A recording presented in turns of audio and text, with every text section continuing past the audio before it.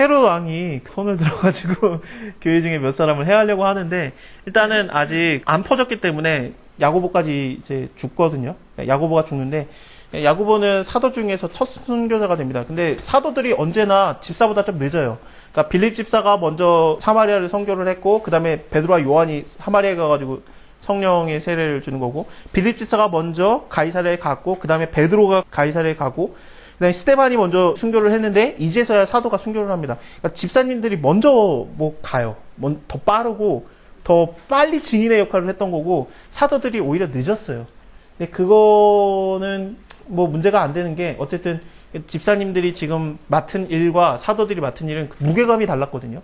그렇기 때문에 집사님이 뭐 가이사랴에 고넬료를 전도했다 그래서 성령이 임했다 그거는 씨도 안 먹혀요. 베드로 정도 갔다 와야 되는 베드로도 욕먹는데 그러니까 이런 무게감을 하나님 그 사도들에게 주신 건데 일단은 사도가 뭐냐라는 것도 생각을 해봐야 돼요. 사도는 결국에는 보내심을 받은 자들이라는 뜻입니다. 그러니까 예수님께서 너희는 가라 그랬기 때문에 보내심을 입은 자들이 사도인데 우리는 사도가 될 수 없어요. 하지만 우리도 보내심을 받았어요. 그래서 우리도 이 땅에 보내심을 받았고 이 지역에 보냄을 받았고 내가 내 가정에 보냄을 받았고 내 직장에 보냄을 받았기 때문에 내 직장 사람들이 뭐에 목말라 하는가 뭐에 갈급해 하는가 그들에게 그것을 그리스도의 이름으로 주면은 우리가 그리스도인이라는 이름을 받는 거죠. 우리가 할 수 있는 작은 일들이 있습니다.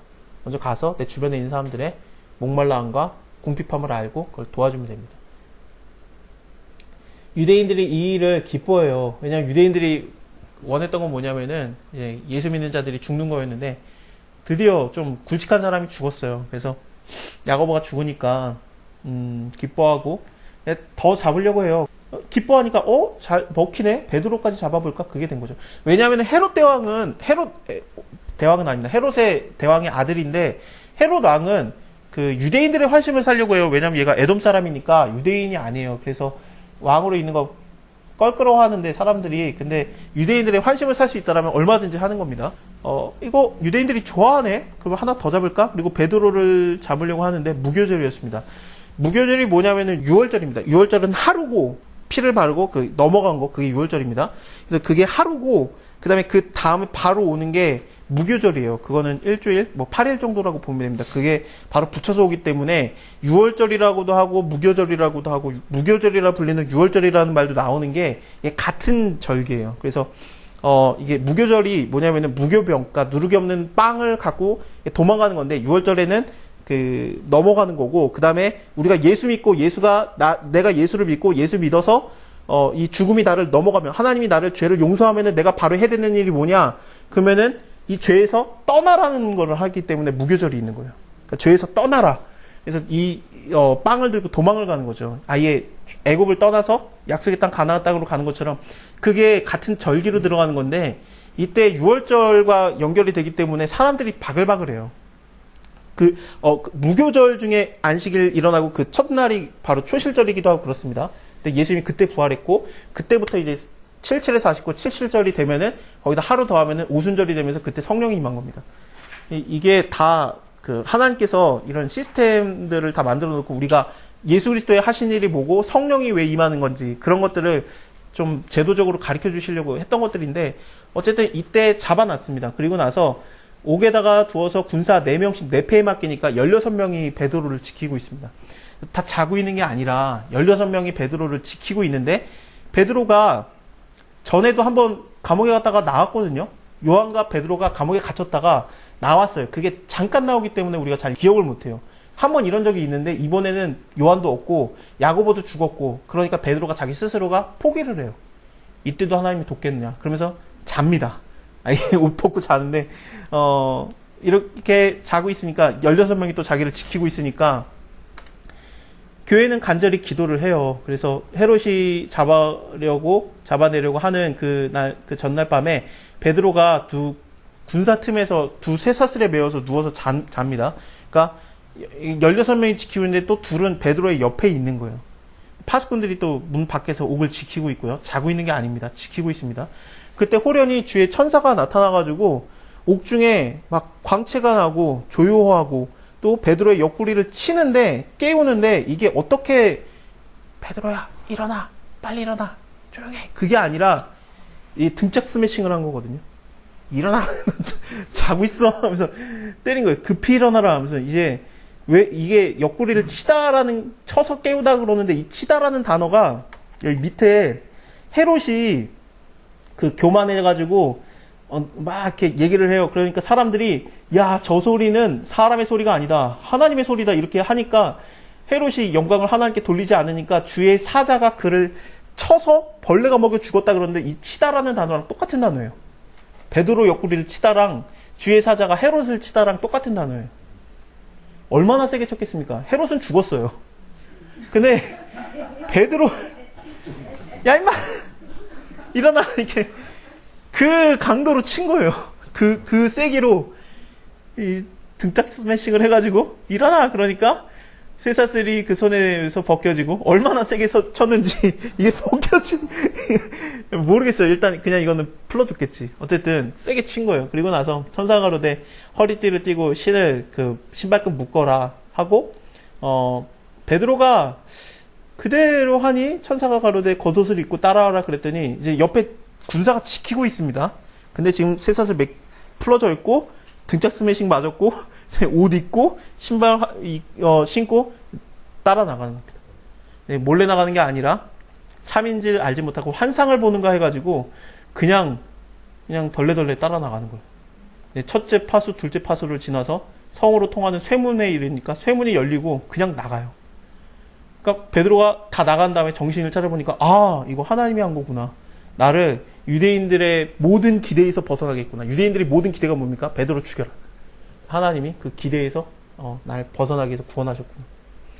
내가 죽는 걸 모두가 원하고 있는데 하나님께서는 내가 죽는 걸 원하지 않는 거예요. 이게 얼마나 은혜입니까? 고넬료가 구원받는 걸 모두가 원하지 않았는데 하나님께서는 그를 구원하기를 원했던 것처럼 베드로를 죽이기를 모두가 원하고 있는데 하나님께서는 베드로를 죽이지 않는 겁니다.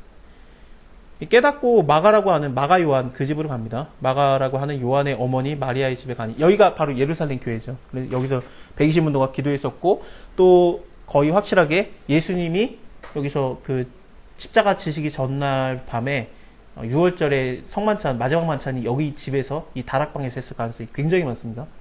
이곳에 와가지고 와봤더니 다 기도하고 있고 대문을 두드리는데 그 문을 지키는 여자의 계집아이가 하나 있죠. 로데라는 계집아이가 있는데 얘가 지키고 있는데 베드로의 음성인지를 알고 기뻐해가지고 미처 열지 못하고 달려 들어가서 말하되 베드로가 대문 밖에 섰다라고 하니까 얘 미쳤다. 그러니까 계집아이는 힘써 말하되 참말이라.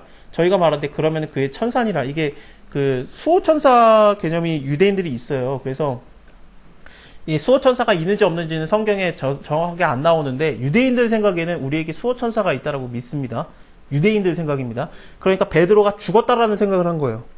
베드로가 죽었으니까 수호천사가 베드로를 지킬 필요가 없으니까 그 베드로가 왔다라고 말을 한 거예요. 이게 왜 그럴 수도 있냐면은 야고보가 얼마 전에 죽었으니까 베드로도 죽었겠거니라고 생각을 할 수밖에 없었던 거죠. 그러니까 베드로가 문을 계속 두드리니까 보고 놀라는 겁니다. 일단은 이 여자아이가 문을 지키는 여자아이가 베드로를 알아봤다라는 것은 요한복음에서는 18장에서 어떻습니까? 베드로인지를 알아봤던 거는 문 앞에 그 숯불에 있었던 여자 종이 알아보잖아요. 그러니까 여자 종이 알아봤던 것처럼 여기서도 여자 종이 베드로인지를 알아보는 거예요. 거기서는 3번 부인했는데 여기서는 우리 편이 알아봐 준 겁니다. 그래서 들어가는데 베드로가 저희에게 손짓하여서 존경하게 하고 주께서 자기를 이끌어서 나오게 하던 일을 말하고 또 야고보와 형제들에게 이 말을 전하라고 하고 다른 곳으로 갑니다. 왜냐하면은 베드로는 이제 도망가야 돼요. 왜냐하면 지금 죽을 뻔했으니까 베드로는 이제 도망을 가고 베드로에 대한 얘기는 이제 중간중간 가끔 가다가 나오는데 이제부터는 베드로의 얘기가 중요하지가 않고 바울로 점점 넘어갑니다. 사도행전이. 날이 샘에 군사들이 베드로가 어떻게 됐는지를 알지 못해가지고 적지 않게 소동을 한 겁니다. 왜냐하면 내가 지키고 있었는데 얘가 없어진 거예요. 내 눈앞에서 사라졌는데 모르는 거죠. 하나님께서 자주 하는 방법이에요. 소돔과 고모라 때도 눈을 뜨고 있는데 문을 못 찾는 그런 상황이었고 눈을 어둡게 하사. 그 다음에 엘리사 때도 엘리사가 자꾸 예언을 해가지고 베나다시 그러니까 왕이 아람의 왕이 자꾸 우리 중에 스파이 있는 거 아니야? 왜 자꾸 우리가 전쟁에서 지지? 그랬더니 그 중에서 한 아이가 얘기하지 않습니까? 하나님의 종 엘리사라고 있는데 도단에 있는데 끝내주는 선지자예요. 그래서 당신이 그 침대에서 하는 말도 다 그 사람이 압니다. 그러니까 엘리사를 잡으라고 군대를 다 보내는데 엘리사를 만나거든요. 네, 엘리사가 너네 누구 보러 왔냐 그랬더니 내가 딴 데로 가게 해줄게 그랬더니 사람들이 이게 눈이 멀어가지고 따라가요. 엘리사를. 엘리사 잡으러 왔는데 엘리사 따라가요. 일단은 그의 종 게하시가 무서워가지고 어떻게 합니까 나의 주여 그랬더니 하나님 눈을 열게 해가지고 그 저자에게도 보게 하소서 그랬더니 저 숫자보다 더 많은 불말과 불병거 천사들이 지키고 있지 않습니까? 그리고 나서 네, 너네 나 따라와라 내가 너네한테 니네 찾는 사람 가르쳐줄게 하면서 따라오는데 그 사마리아 그러니까 북이스라엘의 수도까지 따라 들어와요. 그러니까 그냥 모든 사람이 모든 군대가 눈을 뜨고 걷는데 생각이 없는 거죠. 네, 덜레덜레 따라간 거예요.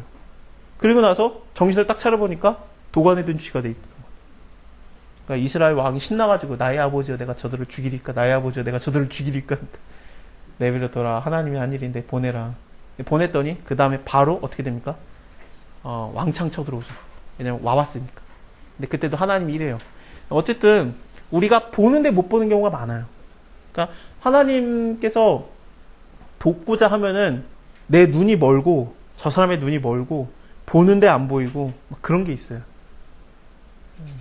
그런 기도 우리가 많이 하지 않습니까? 뭐 오늘 성적표 나오는 날이다. 우편함에 들어온다. 하나님 믿습니다. 어머니가 눈을 떴으나 성적표가 있다는 게 안 보이게 하시고 아멘. 하여튼 이렇게 보지만 보지 못하고 듣고자 하지만 듣지 못하는 거 그거는 너무 성경에 많은 얘기 때문에 이런 일이 있었고 파수꾼들을 신문에서 다 죽였어요. 그래서 이게 죽였고 베드로는 어떻게 됐는지 막 다 놀라는 거고 베드로가 없어졌으니까 헤롯이 그 다음에 이제 하나님께서 헤롯도 처단을 하는데 헤롯이 두로와 시돈 사람들하고는 서로 사이가 안 좋아요. 두로와 시돈이 저희 북쪽인데 헤롯은 그 지역왕 갈릴리 쪽에 왕이기 때문에 서로 경계를 두고 있어요. 그래서 서로 사이가 안 좋은데 저희 지방이 왕국에서 나는 양식을 쓰는 거로. 그러니까 그 갈릴리 지역이 그 양식이 부족해요. 그래서 이 두로와 시돈 지역의 양식을 쓰기 때문에 서로 이렇게 또 동맹관계이기도 합니다. 나가서 왕의 침소를 맡은 신하 블라스도라는 사람을 친해가지고 화목하기를 청한지라. 그래서 이제 사신도 왔어요. 헤롯이 나를 택해서 왕복을 입고 위에 앉아가지고 백성들을 효요하였는데 백성들이 크게 부르짖되 이것은 신의 소리다. 하나님 사람의 소리가 아니다. 그러니까 여기서 옷이라는 게 왕복을 입었다라는 게 요세푸스라는 역사가에 의하면은 은빛 나는 빛나는 옷을 입었다고 합니다. 그래서 햇빛에 의해서 반짝반짝 되게 강하게 비쳤대요. 그래서 이렇게 빛이 비치니까 뭔가 멋있고 그런 거죠. 그래서 와 신의 소리다 사람의 소리가 아니다 그러니까 헤롯이 그렇지 그러면서 이제 영광을 하나님께 돌리지 않으니까 주의 사자가 그를 이제 치는 베드로는 주의 사자가 치면은 구원하려고 치는 건데 아기는 하나님이 치면은 그냥 벌레가 먹어 죽어요. 이 벌레가 먹어 죽었다라는 게 이게 그 여러 가지 의견이 있어요. 왜냐하면은 먹히고 바로 죽어야 되는데 그러면은 얼마나 큰 벌레였겠냐라는 게 얘기가 많아요. 그럼 사람을 먹는 벌레가 세상에 얼마나 큰 거야 막 그런 얘기가 오다가 그런 게 아니라 벌레가 물리면은 사람이 딱 쓰러지는 작은 벌레도 있으니까 그런 벌레가 아닐까? 근데 이게 물려 죽은 게 아니라 먹어 죽었다요. 정확하게 헬라어로도. 그러니까 벌레가 먹어서 죽은 건데 이거에 대해서는 좀 말이 많습니다. 일단은 그 역사가도 빛나는 옷을 입었고 그다음에 말하다가 죽었다라고만 써놨어요. 그러니까 이게 어떤 벌레인지는 잘 모르겠어요. 하여튼 하나님의 말씀이 흥황하여서 더하였습니다. 바나바와 사울이 부조하는 일을 마치고 예루살렘이 그 흉년이 들었다는 얘기를 듣고 부조해가지고 도와줬거든요. 그리고 이제 가는 길에 다시 안디옥으로 가는 길에 마가 요한을 데리고 갑니다. 그러니까 마가라고 하는 요한 이 도련님이 따라가요. 그래서 이 자가 같이 1차 전도 여행을 떠나게 되는 거죠. 이게 13장에 시작이 되는 겁니다. 그래서 그 유대인들에 대한 복음 전파의 얘기는 이제 거의 얘기가 많이 오가지 않고 중심점을 넘어가요. 이방인을 향한 하나님의 복음 전파로 아하 모먼트가 확실히 이루어지고 이게 실행이 딱 되는 겁니다. 안디옥 교회를 중심으로.